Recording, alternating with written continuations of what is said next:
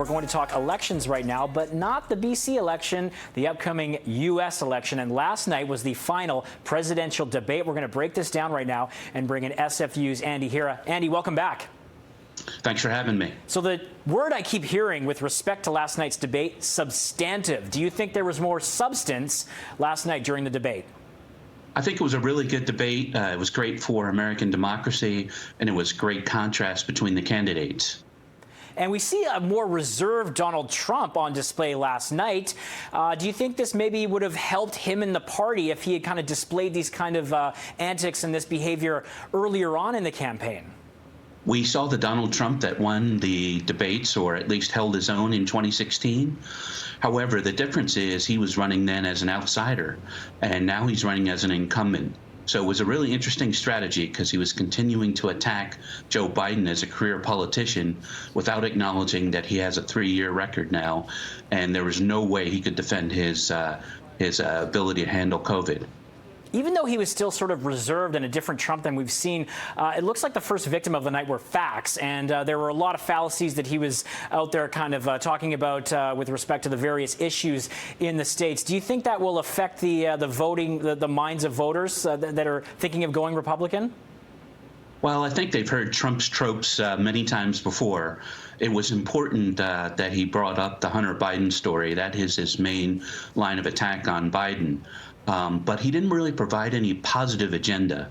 He did a reasonable job of exposing some weaknesses in Biden in terms of it being a career politician, in terms of his son's deals in China and the Ukraine. But he didn't do anything to defend his own record. And how do you think on the Democratic side that Joe Biden did last night? Well, Joe Biden just had to not have a senior moment, and he got through the night without really making any big mistakes. On his side, he brought up some important points about China's lack of taxes, and most importantly, Trump's inability to actually have a plan for COVID. If Trump had gone through 5 or 10 minutes of all the things that he had done to actually deal with COVID, we might be talking about a completely different result right now. So the U.S. election is just over a week away, and with last night's final presidential debate, do you think that these kind of debates actually sway the voting public? Will it have made a difference in the end, I guess is my question for you that follows these kind of things significantly? Well, remember that in the U.S., it's not the popular vote, it's the swing states through the Electoral College. And while it looks like there is a good likelihood of a blue sweep, the margin of error is still too close to call in some of the key swing states like Ohio, like Wisconsin, and Florida in particular is really up for play. So the question is, can Trump persuade these undecided voters that might actually swing the election?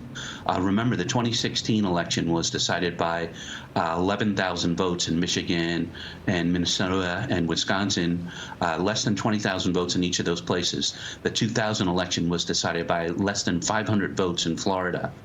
So if we're looking at that kind of election, Trump didn't do enough to really close that gap. All right, and the mics were, there was the option to mute them last night, and it was a very different situation than the first debate moderated by Chris Wallace. So how do you think Kristen Welker did as the moderator last night? Well, she did an excellent job, but obviously Trump also changed his strategy. He learned from the negative reaction to his first debate that he had to completely change his tack. And I think he did a reasonable job of showing that he was in command of some of the facts and had an agenda, but he really didn't provide any strategy for what was he going to give the American people in a second term. He was constantly on the attack and did well in that regard. But he didn't offer anything. Biden, by contrast, presented himself as a unity candidate. So Trump's attacks on him as a progressive, as a Sanders acolyte, they just didn't land hard enough to raise enough doubts in people's minds about Biden. Okay, Andy, we'll leave it there. Thank you so much for your time and have a great weekend. My pleasure. All right, that's Andy Hira from SFU on the U.S. election, which is just over a week away. And stick around.